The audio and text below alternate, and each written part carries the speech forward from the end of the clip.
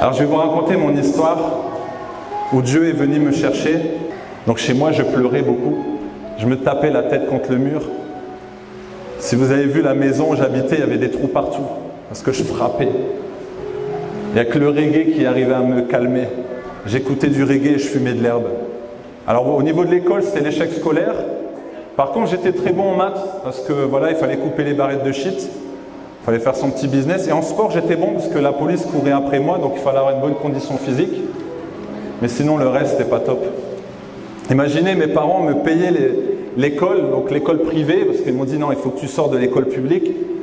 Et on ne voulait plus de moi. Imaginez, vous payez la scolarité de vos enfants très cher, et on vous dit non, non, c'est bon, limite on vous redonne l'argent, vous pouvez reprendre votre enfant, parce que j'ai tout détruit dans l'école. Je détruisais tout. C'était terrible. Mais je souffrais, je me disais, mais en fait dans ma chambre, je disais, est-ce qu'il y a quelqu'un qui m'aime?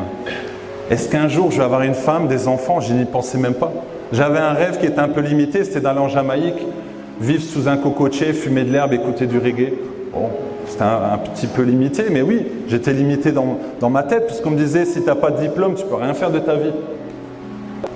Il y a eu des complications, mais il y a cette parole qui est venue, c'est la première parole, la première verset. Celui-là, il est gravé dans mon cœur. Tout est possible à celui qui croit. Tout est possible. Le tout. Possible, croire. Tu crois, ça sera possible. Je me suis dit, waouh. Je lisais vraiment ces versets-là et je me dis, tout est possible à celui qui croit.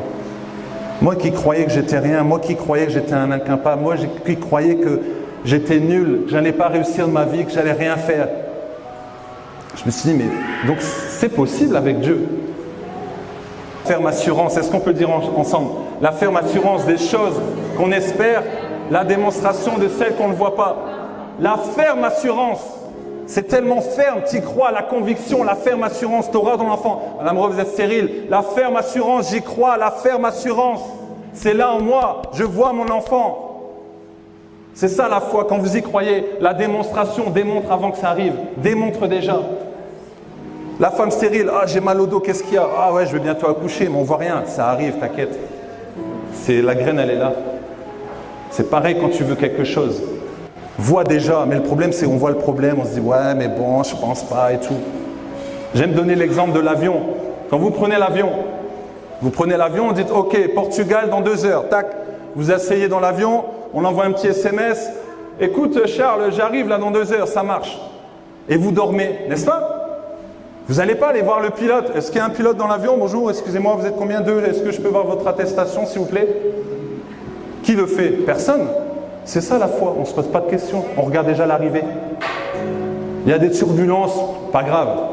Parce que tu sais que quand tu marches dans la vallée de l'ombre de la mort, tu ne crains rien. Tu marches comme ça, la peur est devant, tu dis excuse-moi, je dois passer. Tu ne dois même pas la contourner. La montagne, elle est devant, tu dis excuse-moi montagne, mais même pas, tu souffles. Même pas la montagne, elle te voit parce qu'elle voit qui est en toi. Regardez le lion avec l'antilope. Il va avoir 50 antilopes, dès qu'ils voient le lion, ils s'en vont. Ah!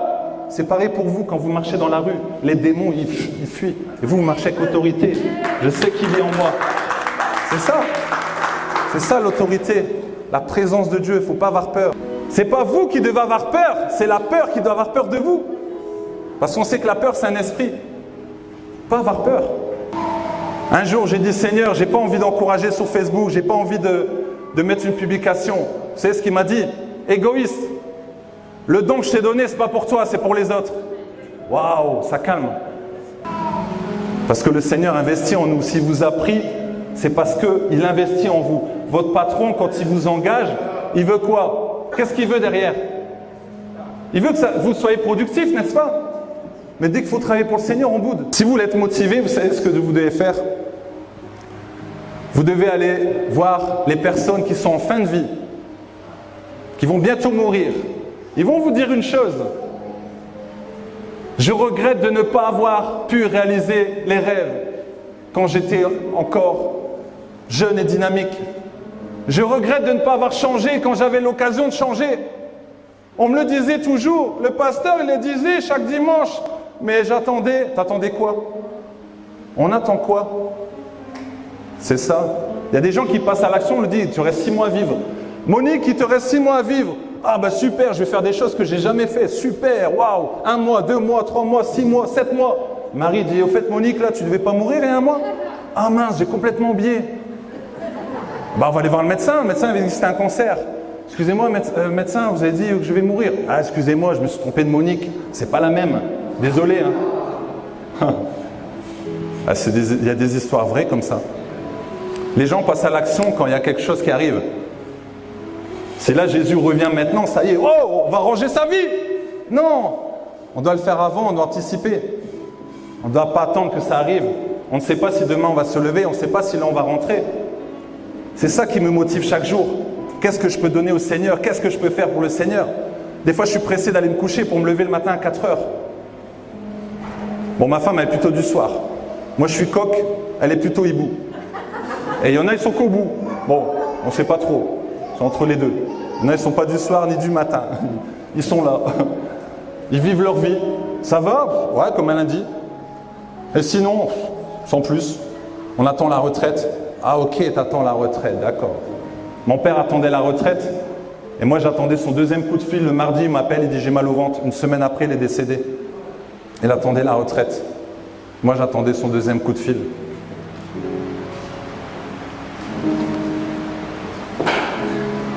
Ne pas attendre. Et souvent on dit Dieu, Seigneur, je t'attends. Et lui il dit ah, moi aussi.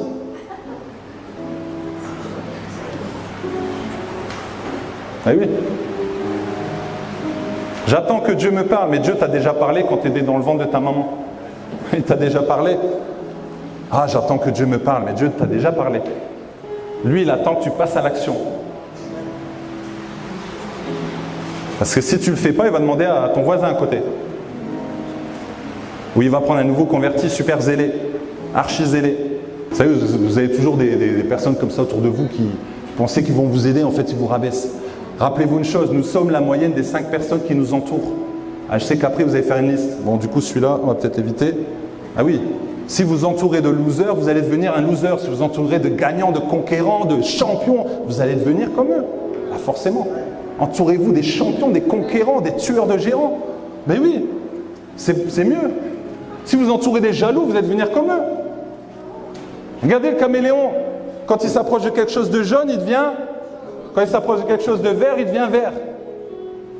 Si vous approchez de la sœur ou le frère qui râle tout le temps, qui crie tout le temps, qui critique tout le temps, qui juge tout le temps, vous allez devenir pareil. C'était juste un test pour voir si j'étais sûr de ce que j'allais faire, si j'étais sûr que le Seigneur allait m'amener là. Parce que parfois, le Seigneur nous montre un plan A, on dit « Ah, ok, je vais faire ça. Mais si ça ne fonctionne pas, je vais prendre le plan B. » Non, il n'y a pas de plan B. Avec le Seigneur, il y a plan A. Quand il te dit quelque chose, il te le dit. À toi d'être convaincu. J'étais convaincu. Si j'avais écouté Richie 1670, je ne serais pas là aujourd'hui. Peut-être à travers ce que je suis en train de vous dire, il y a une vie qui va être transformée. Et il y a des vies qui ont été transformées depuis que j'ai donné des conférences. Donc voilà, j'ai 2 livres. Ici, au-delà des limites, au-delà des barrières, au-delà de ce qu'on peut penser et imaginer. Au-delà. Vous allez au-delà. Et c'est ce que le Seigneur m'a amené et il le fait aussi pour vous. Tout ce que je vous dis, vous pouvez le vivre exactement. Mais dans votre couloir, pas le même couloir que le mien, on a chacun notre couloir. On a chacun notre destinée.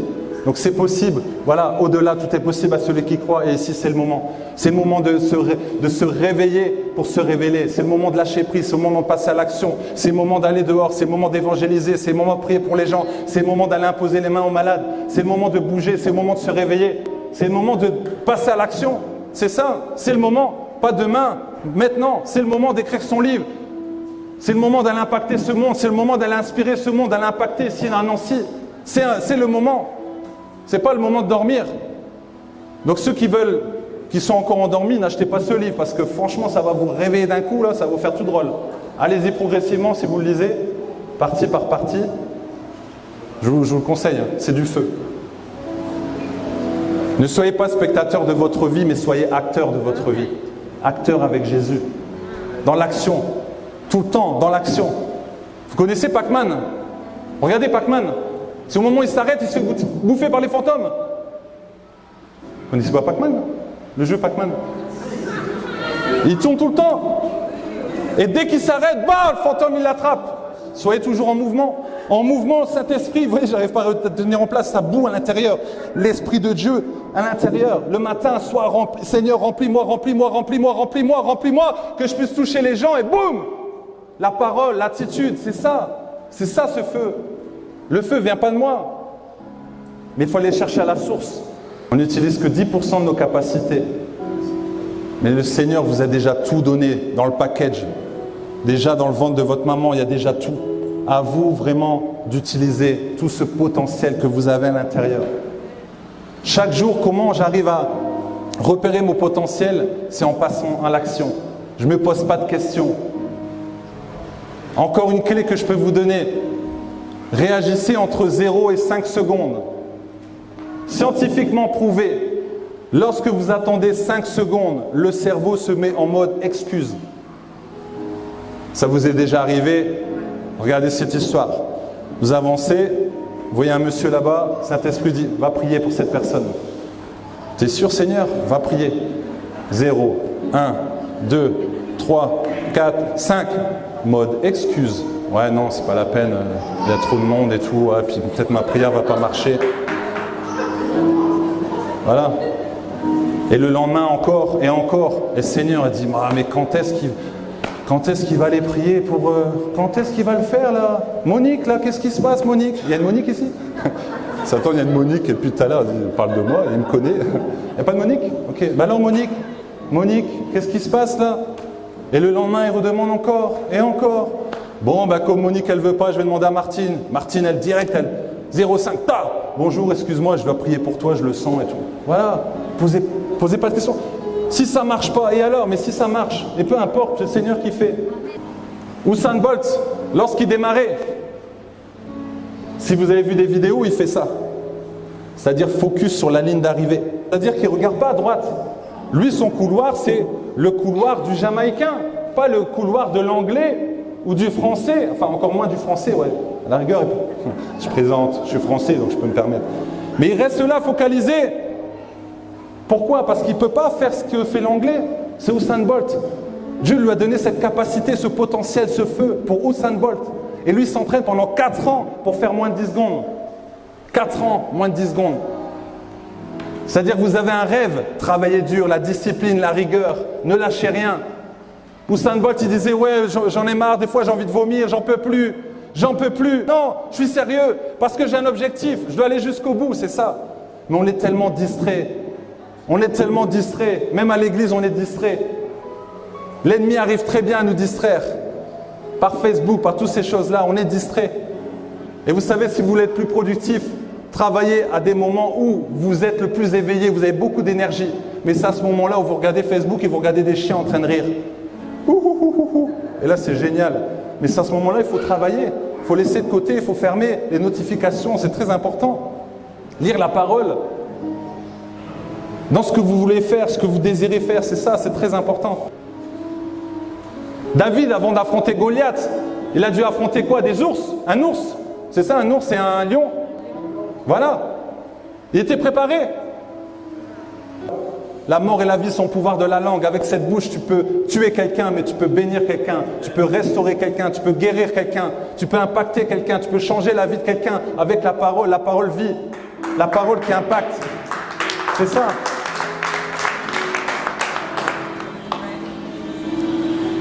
J'aime trop ce monsieur, donc pas d'excuses. Ne dites pas, je suis trop vieux, je ne peux pas réaliser mon rêve, je suis trop jeune. Ah, j'ai pas d'argent, je suis trop fatigué, j'ai pas le temps. Trop. Et à un moment donné, trop tard. Ouais. Il y a des personnes à 80 ans, ils peuvent créer leur entreprise.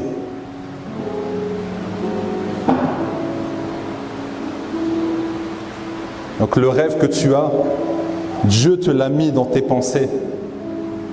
Demande au Seigneur qui t'aide à réaliser ce rêve.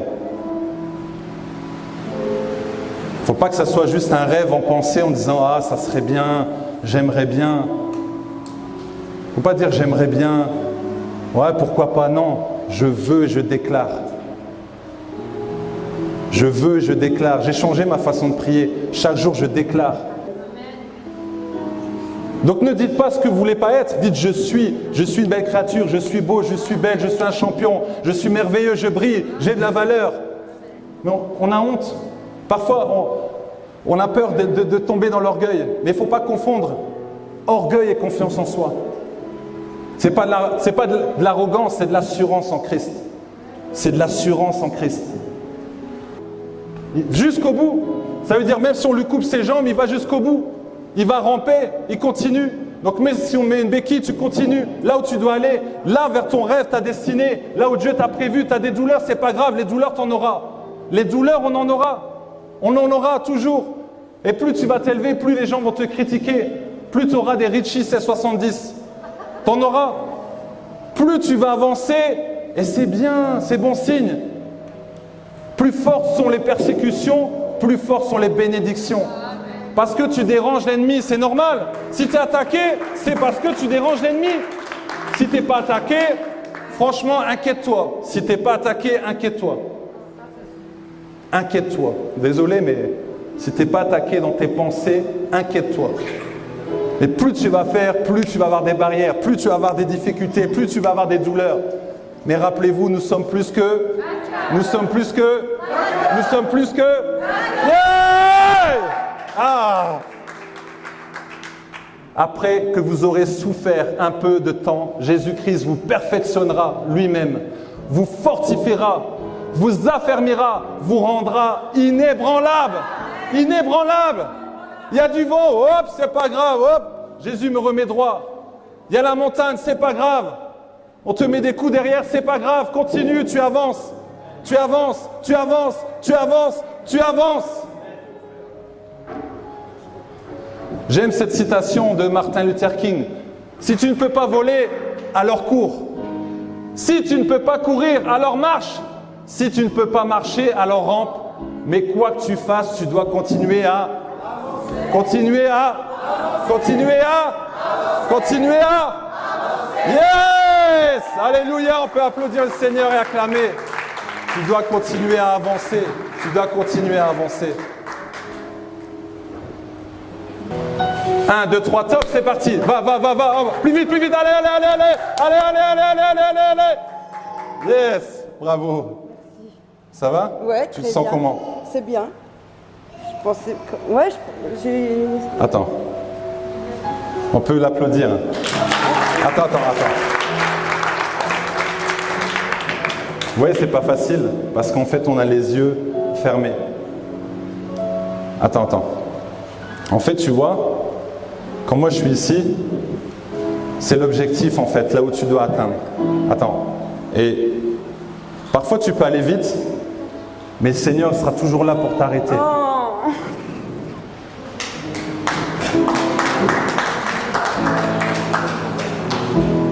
Tu as compris? Merci. Il va toujours te stopper, mais ça sera pour une bonne chose. Ouais, merci. C'est-à-dire que si tu partais par là, moi je t'aurais repris pour t'aller là. Donc des fois tu as l'impression que tu as les yeux fermés, mais c'est pas grave, ferme les yeux. Même si tu marches dans la vallée de l'ombre de la mort, Je ne crains rien. tu ne crains rien. Merci. Même si tu as les yeux fermés, même si tu as peur, le Seigneur sera toujours avec toi. Vous venez à l'église, ne venez pas en disant, bon, comme chaque dimanche. Non. Pas comme chaque dimanche. Venez à l'église en disant, Seigneur, je vais vivre quelque chose que je n'ai jamais vécu. Aujourd'hui, c'est mon jour. Est-ce qu'on peut dire, aujourd'hui, c'est mon jour? Ma prière, chaque jour, je dis, Seigneur, surprends-moi. Jésus, devant Marthe, il a dit, crois seulement et tu verras la gloire de Dieu. Crois seulement et tu verras la gloire de Dieu.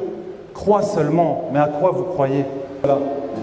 Tant que tu vis, il y aura toujours de l'espoir. Tant que tu es là, c'est parce qu'il y a un plan. Dieu a un plan pour toi, il n'a pas fini avec toi.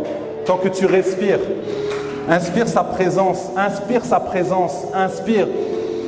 Voilà, tu vis, ton cœur bat parce qu'il y a une raison, parce que Dieu veut t'utiliser. Et n'oubliez pas, tout est possible à celui qui croit. Est-ce qu'on peut acclamer le Seigneur? Amen. Yeah! Est-ce qu'on peut pousser des cris de joie? Yeah!